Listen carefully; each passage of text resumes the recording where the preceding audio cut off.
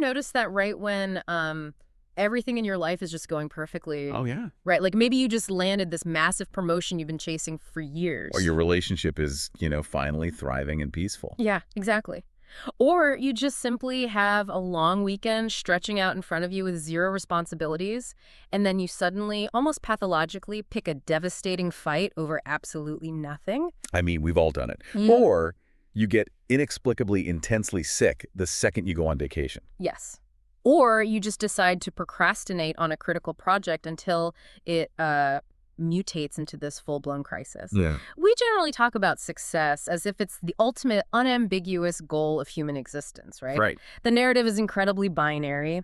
Like, Yeah. you work tirelessly, you achieve the desired outcome, and then you just bask in the happiness. Well, it's a very comforting, linear narrative. The idea is that you reach the peak of the mountain, you plant your flag, and you just sit there enjoying the view. Mhm. But anyone who has actually lived a few decades on this planet knows that the reality of human behavior at the summit is completely different. It's a mess. Step into the actual lived experience of a human being, and suddenly that linear path looks like a tangled, chaotic mess. Absolutely. So we are looking at a behavioral landscape today that is deeply murky. Why do we tear down the exact structures we've spent years painstakingly building? It's the ultimate question. Today, we're exploring the paradox of self-sabotage, the very real fear of success, and why we seemingly go out of our way to avoid joy in this deep dive. And we have a massive stack of research to get to the bottom of this. We do. We are pulling together clinical neuroscience on how the human hippocampus handles approach avoidance conflicts. We're layering that with evolutionary psychology models of control. We've got concepts of vulnerability and trauma from Brené Brown and behavioral psychology on a phenomenon called self-handicapping. Right. And even deep psychoanalytic theories on why the unconscious mind treats success like a literal threat. Plus Gay Hendricks' work on the upper limit problem. So the overarching mission here for this deep dive is to unpack the biological, the psychological, and the social mechanisms that make us act as the architects of our own downfall. Yeah. And more importantly, we want to look at how you can rewire your brain to actually tolerate happiness and achieve your potential. Because without understanding the underlying mechanics of our self-destruction, we are condemned to just keep repeating the cycle, just tearing up our winning lottery tickets over and over again. Exactly. So let's start with the primal hardware of the brain. Because before we can even touch on our complex emotional behaviors or childhood trauma, we have to look at the biology. You have to start at the foundation. Right. And frankly, I struggle with the premise that our biology is actively trying to ruin our good time. I mean, why on earth would evolution program us to sabotage a good thing? Well, to understand that, we have to look at some foundational insights from clinical psychologist Dr. Charlie Harriet Maitland. Specifically, his concept of controlled explosions in mental health. Controlled explosion. Yeah. The core premise you have to digest here, and it is a really tough pill to swallow, is that the human brain is a survival machine. Right. It is not in any way, shape, or form a happiness optimizer. Okay, I understand the survival aspect, but I struggle to buy the idea that the brain is just this blind survival machine that totally despises unpredictability. Why is that? Because if that were entirely true, why do humans actively seek out thrill-seeking behaviors? Like, why do people jump out of airplanes or watch terrifying horror movies or go on roller coasters? That's a great point. Doesn't that completely contradict the idea that the brain hates the unknown? It's a brilliant distinction to make, honestly, but thrill-seeking actually proves the rule. Wait, how? Because skydiving or watching a horror movie represents controlled unpredictability. Oh, I see. When you skydive, you are choosing the time, the place, and the equipment. You have a parachute you pack yourself. When you watch a horror movie, you know you are sitting on your own couch, Yeah. and you can just turn the television off at any moment. Right, I have the remote. Exactly. The brain absolutely despises uncontrolled external unpredictability. Dr. Harriet Maitland points out that being exposed to unpredictable external threats that you cannot turn off or manage is the most vulnerable state a human being can possibly inhabit. It's terrifying. Our nervous system just cannot tolerate that level of existential uncertainty. So when things are going perfectly in our lives, like when there are no immediate problems to solve, the brain gets highly suspicious. Extremely suspicious. It's sitting there in the quiet thinking, this peace is an illusion, something terrible is gathering just out of sight, and I have zero control over when it strikes. Yes, the brain prefers a known, manageable negative to an unknown, potentially catastrophic negative. It wants to control the narrative. Precisely. So it intervenes in the piece. It initiates what Harriet Maitland calls a controlled explosion. It manufactures a smaller, self-inflicted harm to prevent you from being blindsided by a higher stakes, unpredictable harm. Man, it's like a controlled burn in forest management. That is a perfect analogy. You intentionally set fire to the brush around your house so that when the massive, unpredictable wildfire eventually comes over the ridge, there's nothing left to burn. Right. You are preemptively burning your own life down just so the universe can't surprise you by doing it first. Exactly. If you procrastinate on a massive project, In you are truth. definitely causing yourself harm. Right. You'll be stressed. The final product will be rushed. But you are the one holding the match. Yes. You are fully in control of that failure. What you are avoiding is the terrifying, unpredictable vulnerability of putting your absolute best 100% effort into something, presenting it to the world, and still being rejected. Which would just be devastating. You are rehearsing the receipt of hostility on your own terms. You become the arbiter of your own downfall, so you aren't caught off guard by the world. But where is this calculation actually happening? We use the phrase the brain as if it's this monolithic guy sitting behind a desk making decisions. Like pulling levers. Yeah, but there has to be a specific neural mechanism arbitrating this. I was reading through the clinical research in our stack, specifically an fMRI study on the human hippocampus, and it seems this is where the biological threat monitor actually lives. Yeah, the study you're referencing is a fascinating piece of neuroscience. It looks precisely at how the brain arbitrates between approach and avoidance. Approach being like the motivation to go get a reward. And avoidance being the motivation to flee a threat. When animal models, researchers study this constantly. They put a rat in a maze and watch how it balances the desire to eat a piece of cheese out in the open with the fear of being exposed to a predator. Right. But translating those rodent models to complex human behavior has always been a bottleneck. Because you can't just put a human in a physical maze with a hawk circling overhead and see what they do. No, ethics boards tend to frown on that. Yeah, I'd imagine. So these researchers designed a video game to simulate that exact primal environment while the human subjects were inside an fMRI machine, right? Having their brain activity mapped in real time. The setup is incredibly clever. Imagine you are the human subject. You're looking at a screen, controlling a small avatar on a grid. Okay. Your objective, your approach motivation, is to forage for monetary tokens scattered across this grid. You want to collect as much money as possible. Simple enough. However, in the corner of this grid is a sleeping virtual predator. And this predator can wake up at any randomized moment, chase your avatar down, and steal all the tokens you've painstakingly collected. That's the avoidance motivation. Exactly.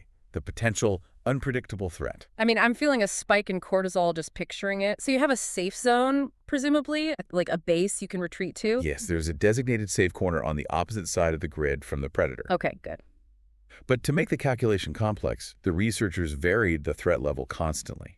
Sometimes the game signaled that the predator had a low 20% chance of waking up. Not too bad. Other times, the environment flashed a warning that there was an 80% chance the predator would wake up and attack. High stress. And the researchers watched what happened in the brains of the players as they stood at the edge of the safe zone, weighing the risk of venturing out for those tokens.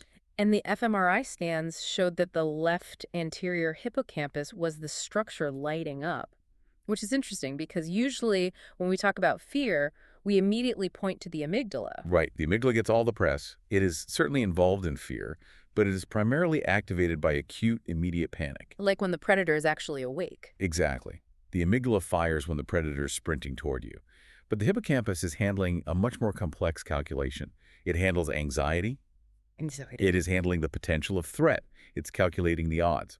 The researchers found that the activity in the left anterior hippocampus, which, by the way, is the human anatomical equivalent of the rodent ventral hippocampus, its activity scaled perfectly linearly with the threat level. So the higher the statistical chance of the sleeping predator waking up, the more intensely the hippocampus fired. Yes, it was a direct correlation. It is basically running a background algorithm on disaster. But scanning the brain lighting up is only correlation, right? How do we know the hippocampus is actually generating the behavioral hesitation? Good question. Because maybe it's just lighting up because it's processing the visual information of the game, and some other part of the brain is making the actual decision to hold back. To prove that the hippocampus is the causal agent of our self-sabotaging hesitation, the researchers ran the exact same video game experiment on a control group with a very specific neurological profile. Who did they test? They tested patients who suffered from temporal lobe epilepsy and had developed hippocampal sclerosis, meaning they had physical lesions, actual structural damage, specifically in their hippocampus. Oh, wow. So their threat monitor is physically broken, the hardware is damaged. What did they do in the game? The patients with the hippocampal lesions were drastically less influenced by the threat of the predator. Yeah. Healthy players with intact hippocampi would cautiously hug the walls of the grid, taking tiny steps and retreating rapidly to the safe place the moment the threat level was raised. Which makes sense. But the lesion patients didn't exhibit this behavioral inhibition. They just kept boldly walking into the center of the grid, foraging for tokens, completely ignoring the flashing warnings that the predator was about to wake up. They just ignored the 80% warning. Completely. And as a direct result, they were caught and penalized far more often than the healthy group. So this proves the hippocampus plays a causal, critical role in stopping us from acting when we perceive potential danger. Without a doubt. And you can connect this back to the animal models we talked about. If you put a rodent in an open field test, which is just a big, empty, well-lit box, a healthy, anxious rodent will spend almost all of its time hugging the perimeter walls. Right. It avoids the exposed center. Because evolutionarily, the center is where the owl swoops down and eats you. When we humans hesitate to take a risk, when we sabotage a beautiful relationship because we feel exposed, or when we turn down a massive career opportunity, we are exhibiting that deeply evolutionary urge to just hug the wall. Well, Our physical hardware is pumping the brakes to keep us out of the center of the room. the biological hardware is ancient, and its default setting is safety over success. The hippocampus doesn't care about your promotion. It doesn't care about your happy marriage. Right. It cares about keeping you alive, and it views vulnerability as a mortal threat. This transitions us perfectly from the realm of biology into psychology, because if the brain is constantly scanning for this sleeping predator, it is never going to allow you to simply enjoy gathering the tokens. No, it won't. It's going to infect every moment of peace with the anticipation of disaster. Which brings us to a concept popularized by Dr. Brené Brown, detailed in our stack via a piece by Dr. Mary Catherine McDonald. Right. Brown identifies this exact phenomenon and calls it foreboding joy. Foreboding joy is a remarkably common, almost visceral experience. It is the sudden, sickening feeling of waiting for the other shoe to drop. Yes, I know that feeling so well. You are standing in your kitchen, laughing with your partner, or you're watching your child sleep peacefully, and suddenly, instead of just experiencing the warmth of that happiness, you are struck by a vivid, terrifying, intrusive thought of a car crash or a terminal illness. That's awful. You literally rehearse tragedy in the middle of a perfect moment. You are standing in the center of the grid, the tokens are everywhere, and your hippocampus screams, "Look out for the predator!" Exactly. Why does our psychology map so perfectly onto this biological threat monitor? Dr. McDonald breaks down 7 trauma-related reasons we actively avoid positive emotions. Let's really dig into these because I think unpacking the mechanics of how we reject joy is crucial. I agree. The first mechanism she identifies is hypervigilance. If you have experienced trauma, or even just a prolonged period of chronic high-level stress, your nervous system essentially resets its baseline. It learns that the world is an inherently dangerous place that requires constant monitoring. So you can never turn the radar off. Right. And joy, by its very nature, requires a physical relaxation of the body. It lowers our physiological fear state. Our heart rate slows. Our muscles untense. Which sounds nice. It does, but to a hypervigilant nervous system, lowering your guard is not relaxing. Yeah. It feels intolerably, dangerously vulnerable. The moment your shoulders drop, the internal alarm system goes off. Yeah. It tells you that if you relax, you will miss the incoming threat. Yes. Okay, the second reason on the list is emotional numbing, which I think requires a bit of a mechanistic explanation. It does. I've always understood numbing out the bad stuff. If you experience intense trauma, the brain shuts down the pain receptors to help you survive. But why does that mean we can't feel joy? It's a common question. Why can't the brain just selectively numb the despair but leave the capacity for happiness intact? It's a very common misconception that we can compartmentalize our emotional suppression like that.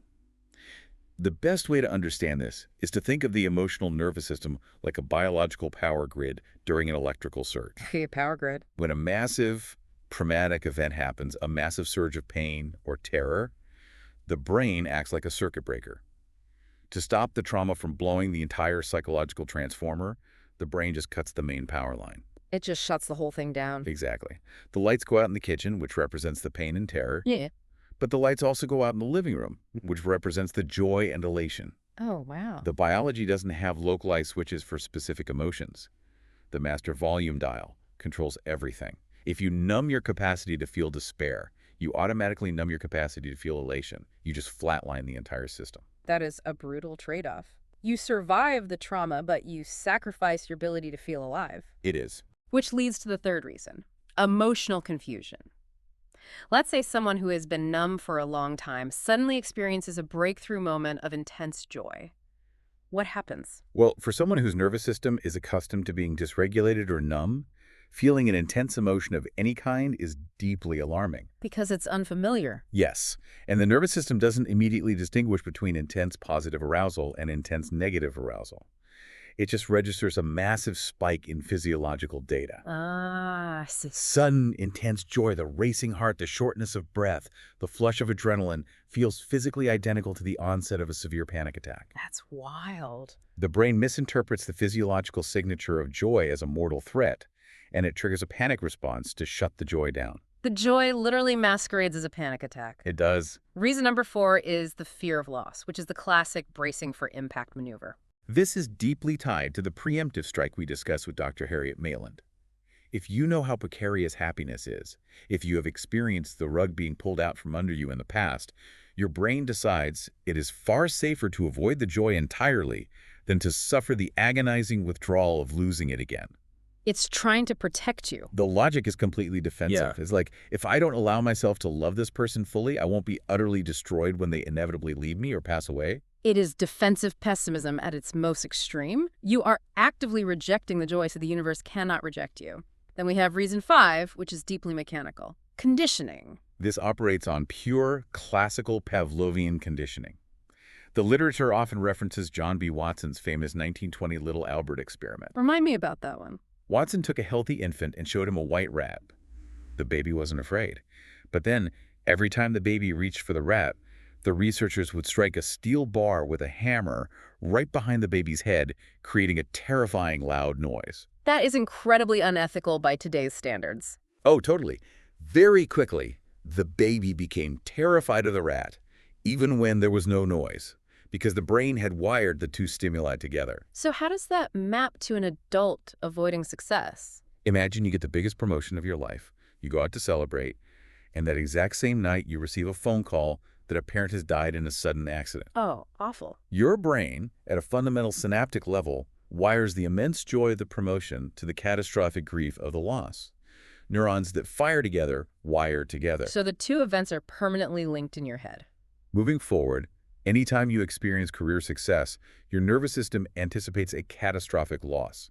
Your unconscious mind genuinely believes that feeling happy causes bad things to happen. Untangling that kind of neurological wiring requires serious intervention. It absolutely does. Okay, reason 6 is guilt and shame. I see this constantly with people who achieve social or financial mobility. Survivor's guilt is a powerful saboteur. Consider a first-generation college student who graduates and suddenly makes a six-figure salary while their parents are still working grueling physical labor jobs. Right. When that student achieves success, they don't just feel pride. They feel a deep foundational shame. They feel that enjoying their comfortable life is a profound betrayal of their family's suffering. So they self-sabotage to relate to them. Yes. Huh? They will often sabotage their own finances or career just to stay in solidarity with the struggle of their community. You punish yourself to prove you haven't forgotten where you came from. Exactly. And finally, reason 7, which might be the most pervasive root of all self-sabotage. Self-worth. Trauma, chronic criticism in childhood, or repeated failures can fundamentally alter your core identity. If you internalize the belief that you are fundamentally damaged, unlovable, or unworthy, then experiencing massive success creates severe cognitive dissonance. It doesn't match the internal narrative. It feels wrong. It violates your internal blueprint. You will unconsciously dismantle a healthy relationship or blow a career opportunity because those successes do not match your deep-seated belief about what you actually deserve. So, if our nervous system is this aggressively hostile to joy, how do we ever fix it? You can't just force a hypervigilant, traumatized brain to suddenly be ecstatic. That would overload the circuits again, right? You're exactly right. Forcing massive joy on a resistant nervous system is like taking someone with a severe clinical phobia of dogs and locking them in a room with a pack of Great Danes. That sounds like a terrible idea. It won't cure them. It will re-traumatize them.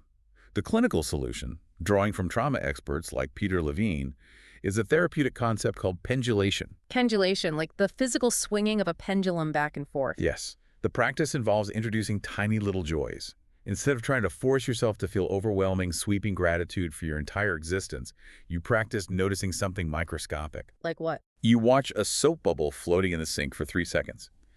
You notice the specific way the morning light hits the grain of your wooden coffee table. Really small things. You allow yourself to feel a tiny, incredibly manageable microdose of positive emotion, and then, crucially, you let it go.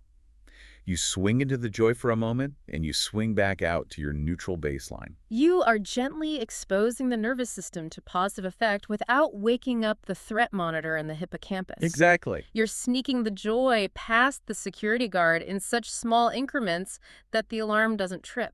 And over time, you slowly expand your window of tolerance for happiness. You are rehabilitating the hardware. But this fear of feeling good doesn't just keep us from enjoying a sunset or a soap bubble.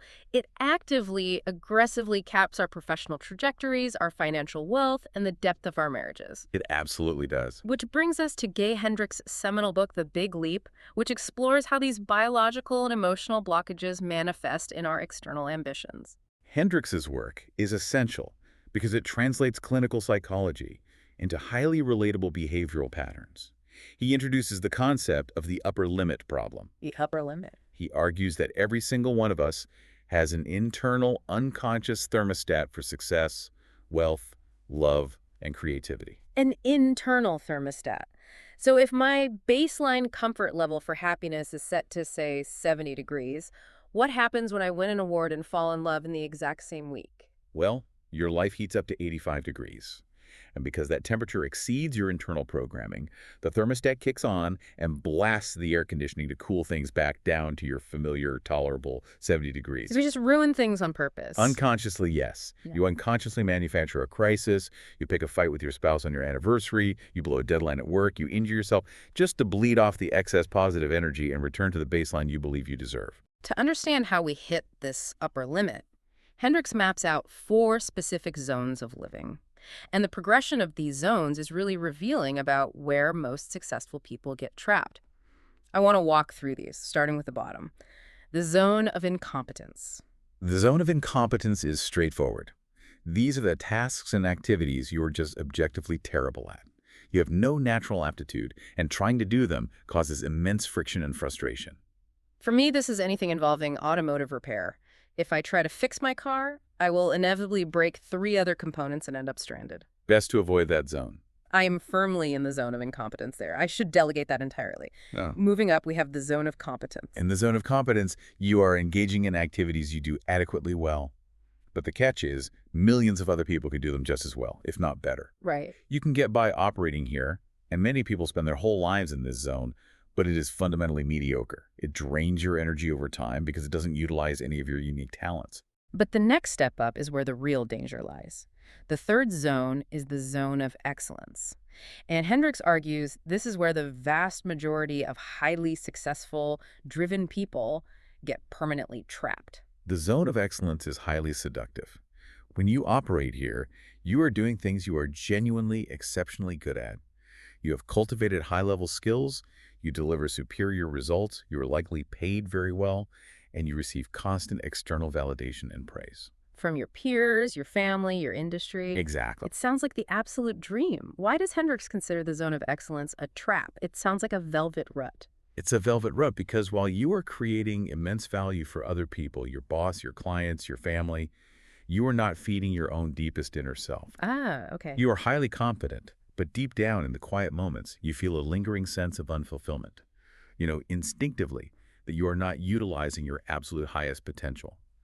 But the comfort, the money, and the praise create a golden cage that is incredibly difficult to leave. Which keeps you from ascending to the final tier, the zone of genius. The zone of genius involves the activities you are uniquely, fundamentally suited to do. These are the pursuits that draw upon your innate gifts, your deepest passions, and your most unique perspectives. Where you really shine. Yes.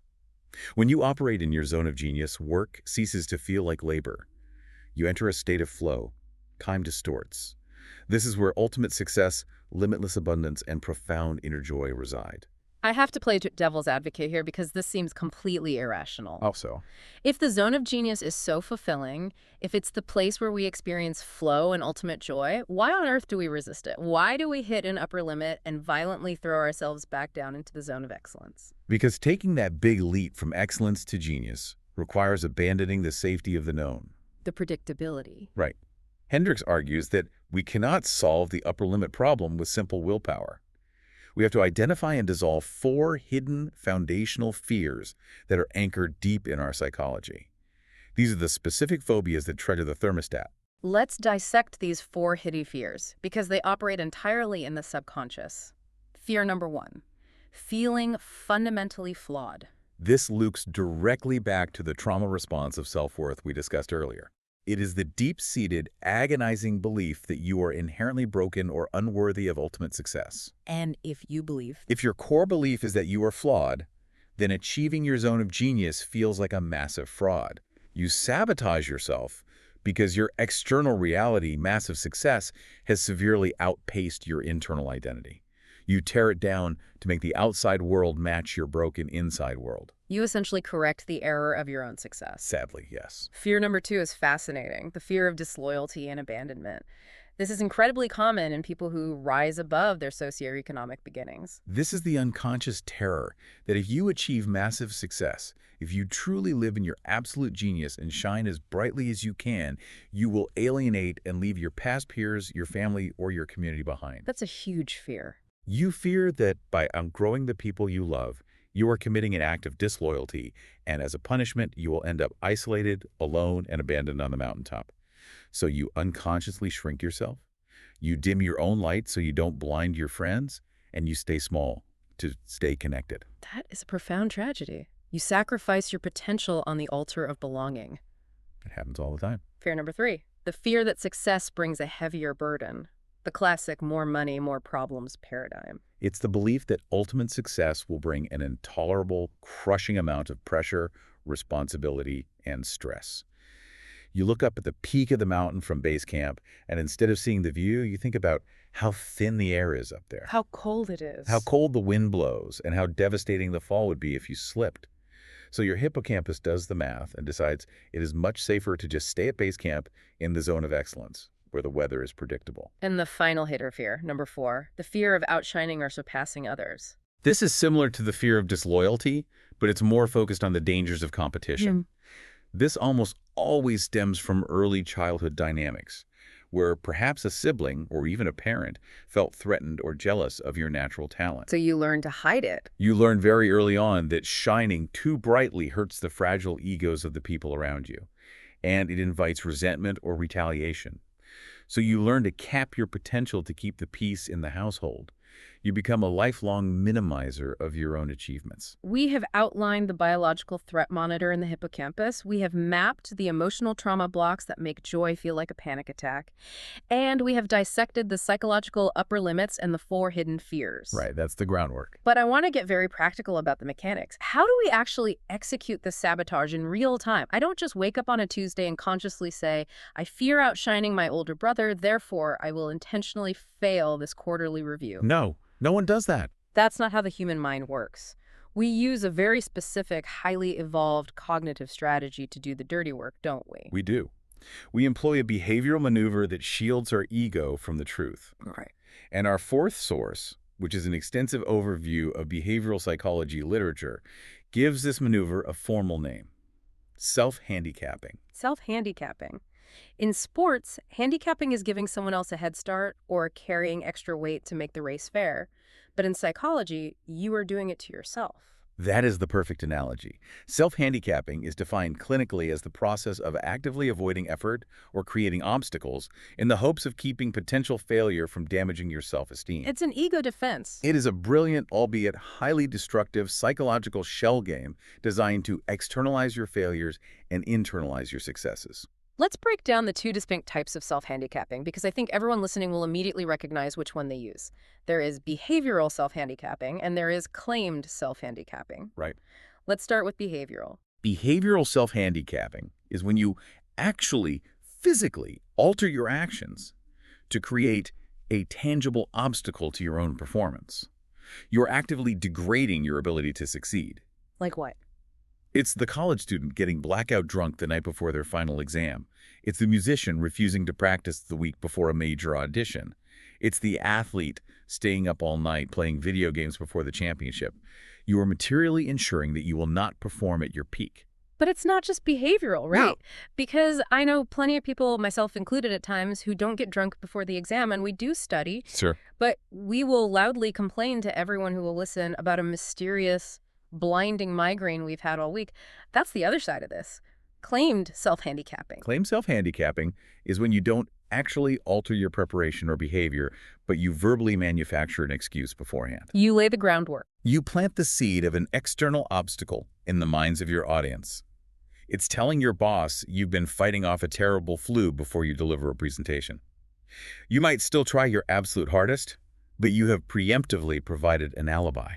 The logic of both of these maneuvers is incredibly manipulative when you look at it closely. It really is. Because if I take the test with my quote-unquote migraine and I fail, well, it's not because I'm unintelligent or bad at my job. It's the migraine's fault. My core identity is protected. Exactly. But if I take the test and I happen to score an A, oh, if I win, I am a singular genius who overcame a debilitating neurological condition to triumph. It is the ultimate win-win scenario for a fragile ego. You insulate yourself from the shame of failure, and you amplify the glory of success. It's so sneaky. To truly understand how deeply wired this is, we have to look at the landmark 1978 experiment conducted by psychologists Edward Jones and Stephen Berglas. This study is the cornerstone of self-handicapping research. This study is an absolute psychological thriller. Walk us through the methodology, because it reveals something devastating about human nature. Jones and Berglas brought college students into a laboratory under the guise of testing a new psychological concept.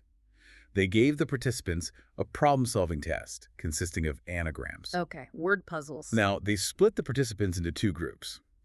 Half the group was given a test with fairly easy, solvable anagrams. The other half was given a test composed almost entirely of completely impossible, unsolvable anagrams. So one group is breezing through and the other group is staring at gibberish, sweating, knowing they are failing miserably. Exactly. But here's the manipulative genius of the experiment. Regardless of what they actually scored, the researchers came back into the room and told all the participants that they had performed brilliantly. Wow. They told them they had achieved some of the highest scores ever recorded. Okay, put yourself in the shoes of the participants who had the impossible test. They are sitting there thinking, I have no idea how I passed that. I guessed on every single question. This must be a clerical error. My success is a complete, unrepeatable fluke. Right. They have zero confidence in their underlying ability. Yeah. They feel like complete frauds. Then the researchers told the participants there would be a second round of the test. Okay. But before round 2, they offered the students a choice of 2 new drugs they were allegedly testing.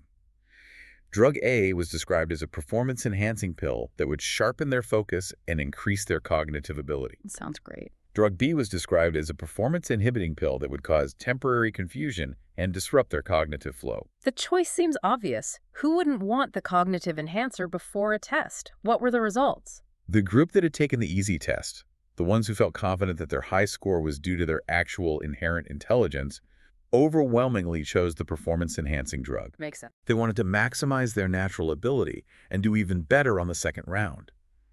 But the group that faced the impossible problems, the ones who believed their initial success was a complete fluke, they overwhelmingly chose to ingest the inhibiting drug. They intentionally chose to take a pill that would make them stupider. Why would anyone actively choose to sabotage their own brain? Because they were terrified of the second round. They anticipated that their luck would run out and they would fail the second test, thereby exposing them as the frauds they believed they were. So they needed an out. They desperately needed an external excuse ready for that anticipated, humiliating failure.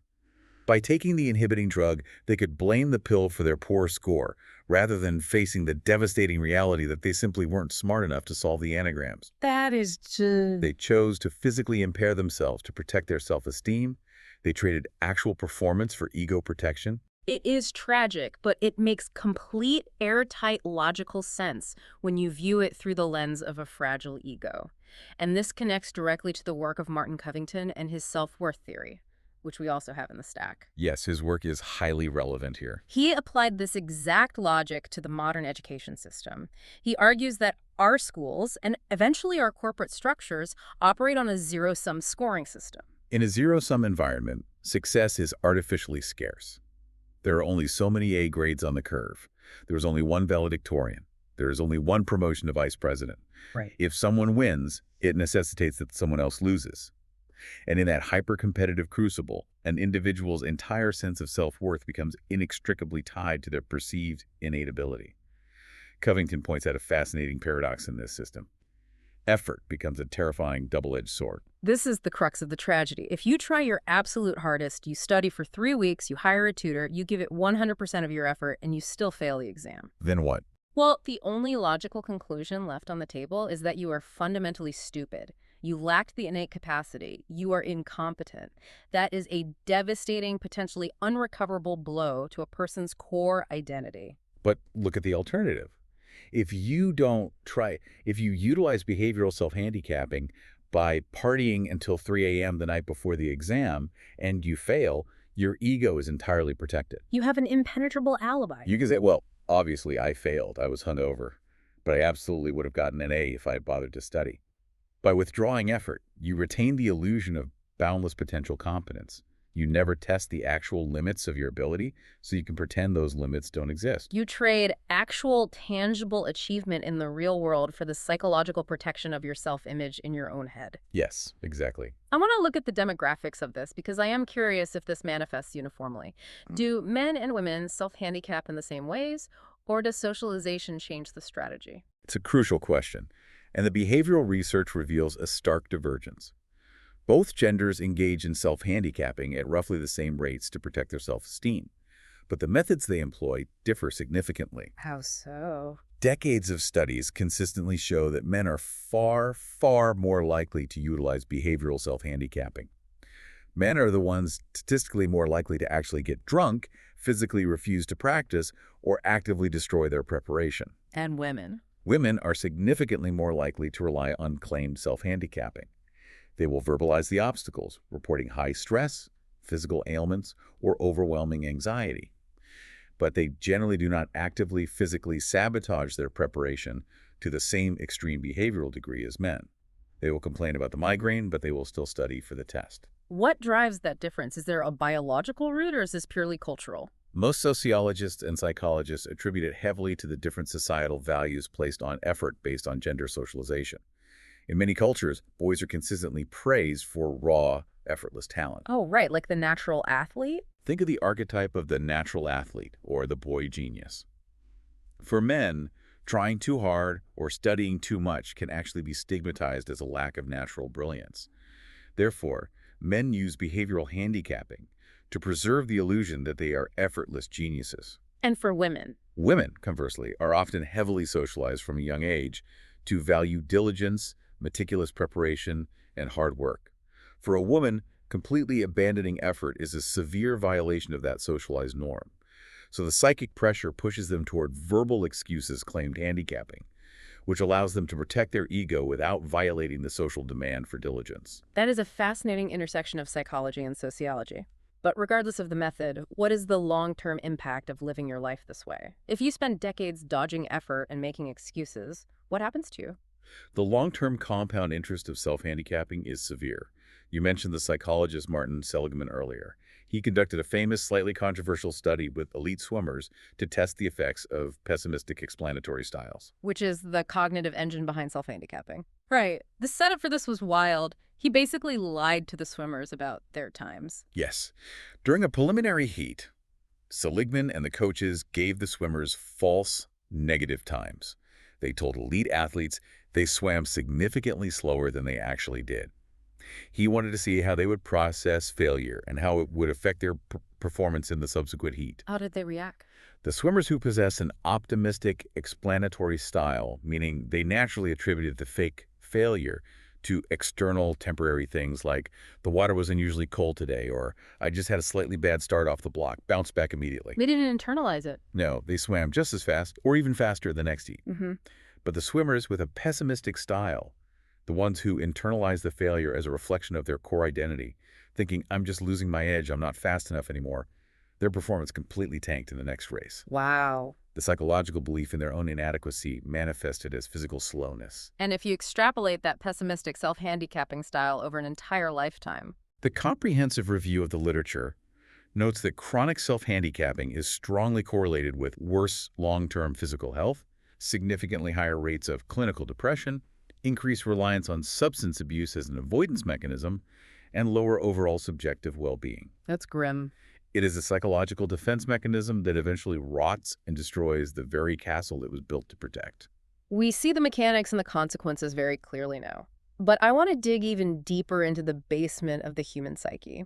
Where do these deeply ingrained fears actually originate? We have to look at childhood. We've touched on trauma and basic conditioning, but what about the complex formative experiences of childhood, family dynamics, and the broader society? This brings us to a comprehensive academic paper by Dr. Carl Rabsteinik that explores the deep psychoanalytic and social roots of the fear of success. Dr. Rabsteinik's paper is vital because it doesn't just look at everyday, mundane procrastination. It examines high-profile, catastrophic self-destruction in individuals who are undeniably brilliant. He notes a statistic that is absolutely jarring. Fully 50% of people pursuing a PhD drop out at the ABD phase, all but dissertation. 50%. These individuals complete years of grueling coursework, they pass their rigorous comprehensive exams, they do the field research, and then they just stop. They walk away right before writing the final paper that would grant them the title. A 50% attrition rate at the 1-yard line. You do not spend 5 years in a brutal doctoral program unless you are highly capable and fiercely driven. To quit right when the prize is in your hand, that isn't laziness. That is pure, agonizing self-sabotage. And we see it manifest at the absolute highest levels of power, talent, and visibility.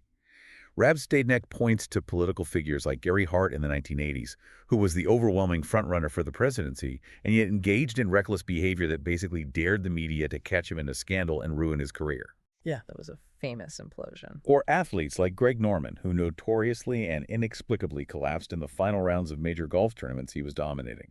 Sigmund Freud actually identified this exact behavioral profile over a century ago in 1916 paper, categorizing these individuals as those wrecked by success. Those wrecked by success. That is a haunting phrase. What did Freud theorize was causing this wreckage in people who seemed to have it all? Classical psychoanalysis points heavily to Oedipal and castration metaphors. Now, it is absolutely crucial that we divorce these terms from their pop culture, literal sexual connotations. Please do. In modern psychoanalytic theory, these are profound metaphors for power dynamics, rivalry, and the fear of cosmic punishment.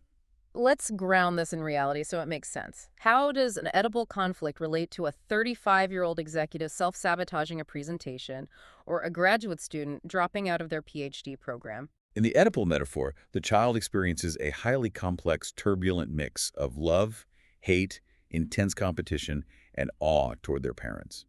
The parent represents an all-powerful, omniscient authority figure. Right. If the child attempts to symbolically surpass the parent, to become more successful, more powerful, more independent, or more wealthy, the unconscious mind fears a retaliatory punishment from that authority. So they fear they'll be struck down. The castration metaphor is not literal. It is the ultimate primal fear of being cut down, stripped of your power, and destroyed by a larger force for daring to rise too high and challenge the hierarchy.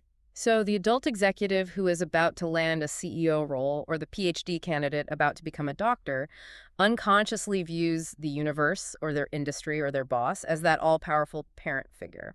And as they approach the summit of their success, the ancient childhood panic sets in.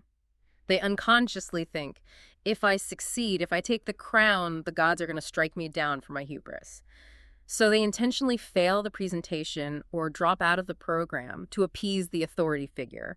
They retreat into timidity to prove they are not a threat. Precisely. They sacrifice their achievement to avoid the fantasized resentment and retaliation of the authority.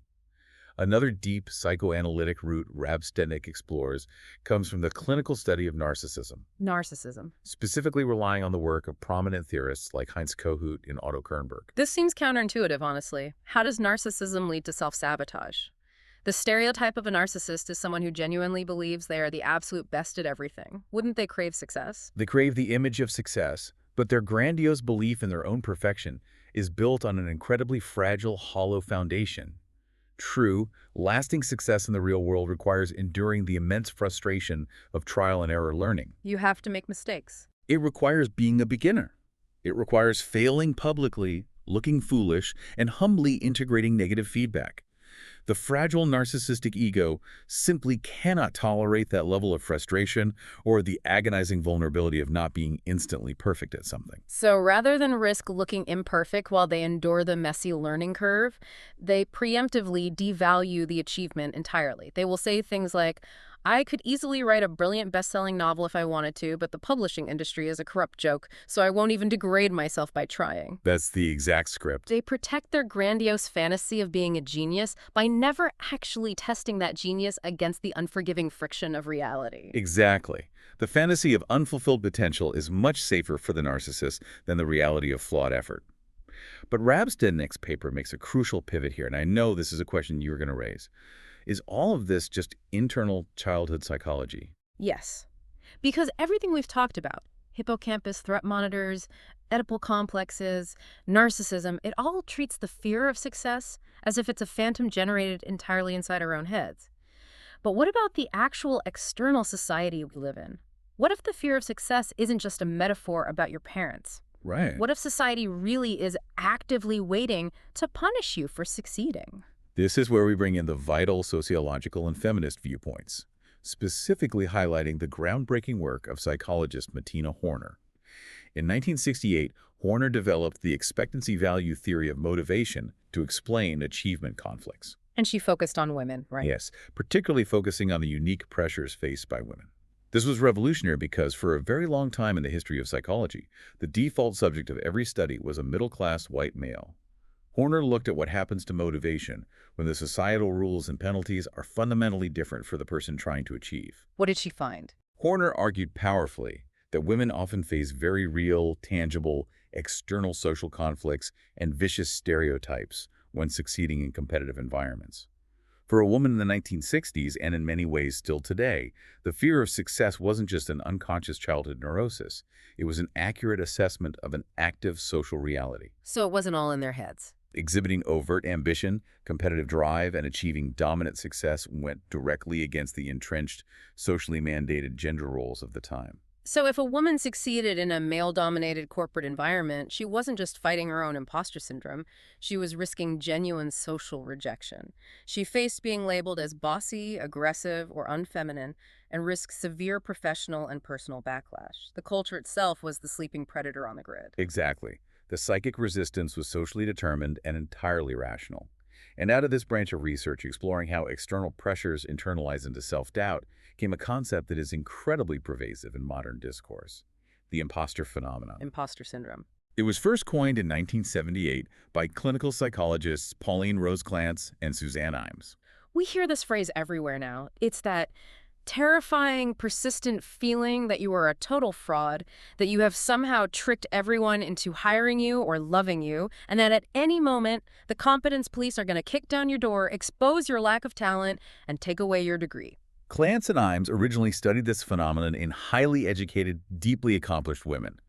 These were individuals with massive, objective, empirical proof of their brilliance: PhDs, awards, high-level publications. Undeniable proof. Yet they were utterly consumed by the fear of being exposed as intellectual frauds.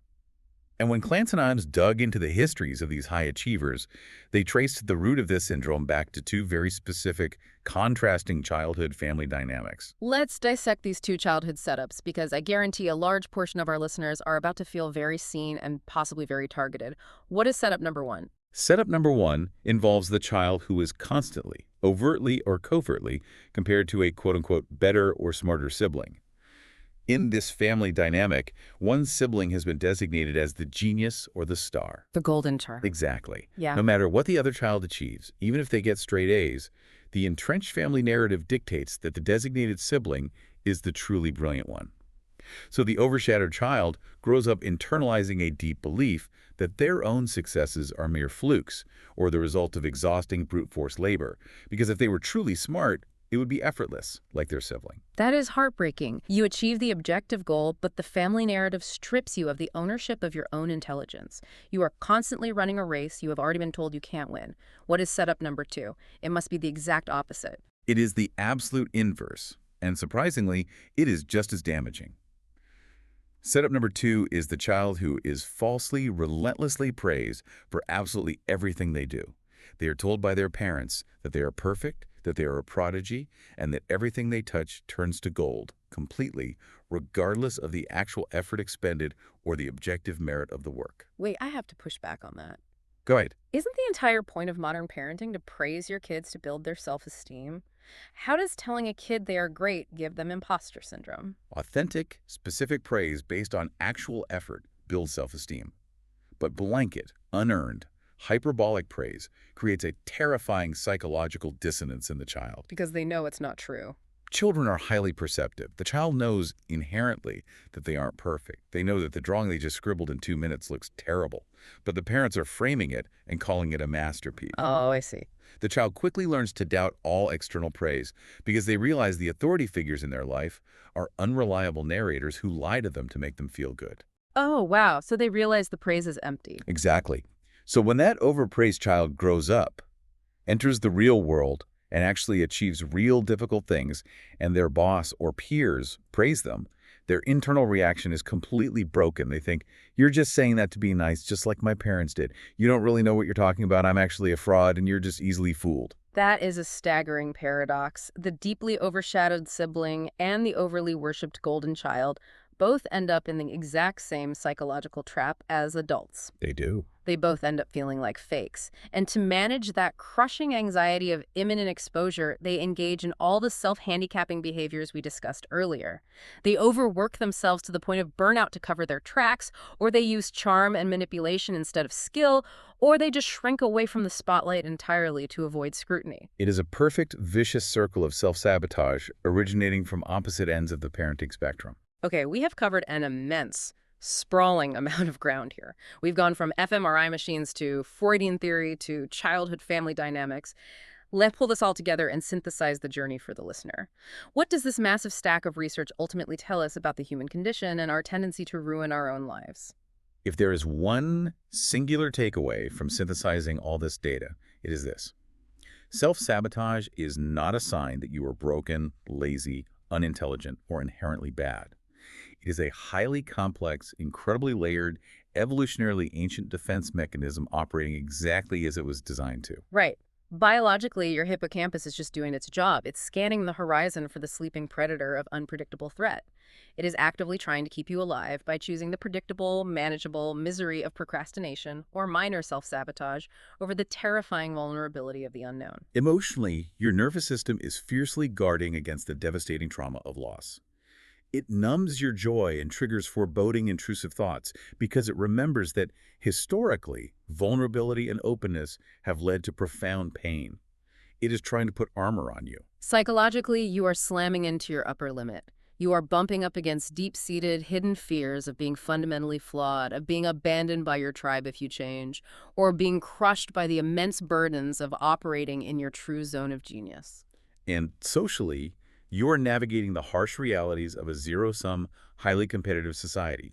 You are utilizing self-handicapping to protect your fragile ego from the devastating verdict of inherent failure, or you are wrestling with the ghosts of imposter syndrome, born from the complex narratives of your childhood family dynamics. Frankly, when you lay it all out like that, it's a miracle any of us get out of bed in the morning, let alone achieve anything of note. The biological and psychological deck is heavily, heavily stacked against our happiness and our ultimate success. It really is. So we have to pivot to the practical application. How do we actually break out of this matrix? Gay Hendricks offers two brilliant, highly actionable tools in the Big Leap to help us dismantle the upper limit.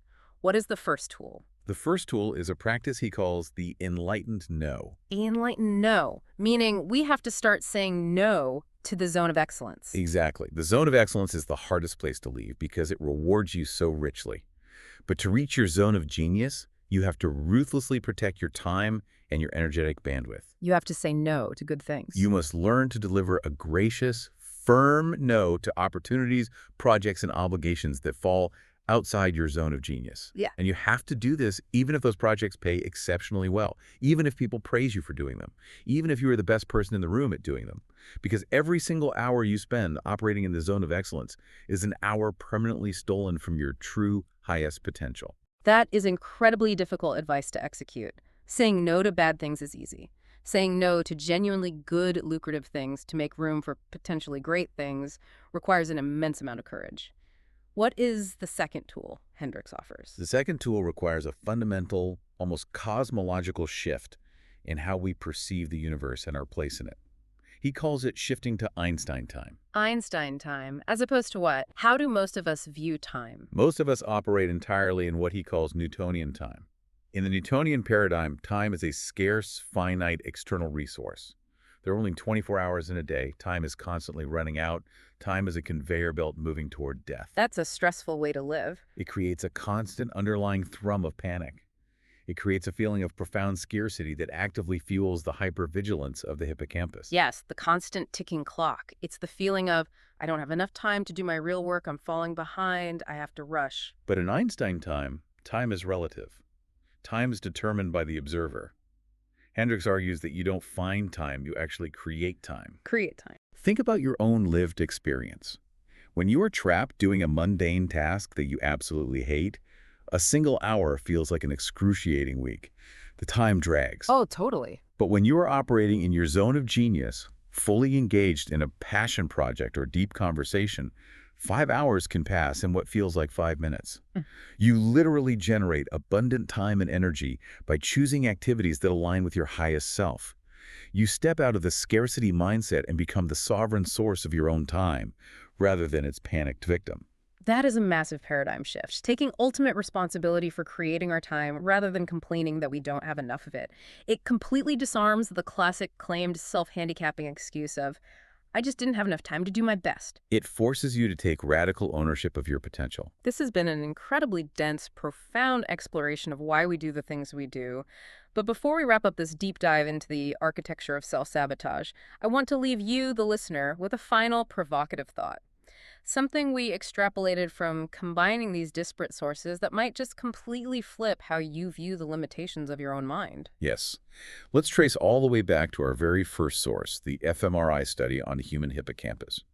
We spent a lot of time discussing how the left anterior hippocampus acts as the brain's threat monitor, mathematically calculating the approach avoidance conflict and hitting the brakes when it senses vulnerability. Right. But the hippocampus is actually famous in the broader field of neuroscience for another seemingly totally different primary function. Spatial navigation. It is literally the brain's internal GPS system.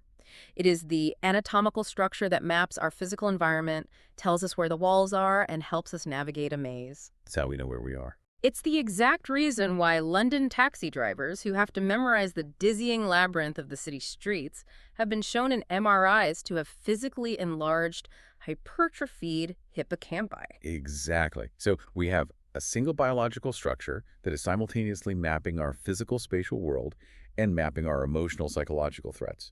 It is the exact same piece of hardware doing both jobs concurrently. So here is the thought experiment to ponder as you go about your week. If the exact same brain structure that tells us where the physical walls are in a room is also the structure that tells us we've hit an emotional upper limit in our career or marriage, could our psychological feeling of being stuck literally be mapped in our brains as a physical spatial boundary? It is a stunning hypothesis. When Gay Hendricks says we hit an upper limit, we treat it as a psychological metaphor. But what if it is neuroanatomically literal? What if your brain has drawn a literal physical map of your emotional comfort zone?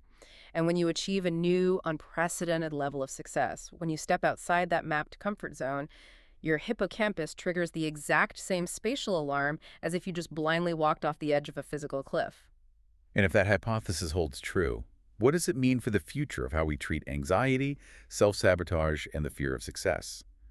What if sitting on a couch and just doing cognitive talk therapy isn't enough to redraw that deeply embedded neural map? Wow. What if, to truly unlock our psychological upper limits, we have to physically move our bodies through new, expansive, unfamiliar physical environments? Like traveling to a foreign country. Or taking up rock climbing, or even just forcing yourself to navigate a new city without a GPS?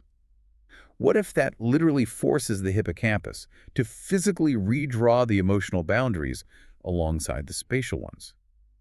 It suggests a radical new approach to personal growth. It implies that changing your physical space and actively challenging your spatial navigation might be a physiological backdoor to rewriting your deepest emotional threat responses. You might not be able to just think your way out of the box. You might have to physically walk your way out of it. So, to you listening, the next time everything in your life is going perfectly, the sun is shining, the promotion is secured, and you feel that sudden, inexplicable, chaotic urge to pick a fight with your partner or procrastinate on your big project or burn your own metaphorical house down just so you aren't surprised by the fire. Take a breath and recognize exactly what is happening under the hood. The alarms are going off, but you're safe. The biological alarm bells are ringing, but there is no sleeping predator in the room. You haven't reached the dangerous edge of a cliff. You have merely reached the edge of your old, outdated map. Don't burn the house down, just keep walking.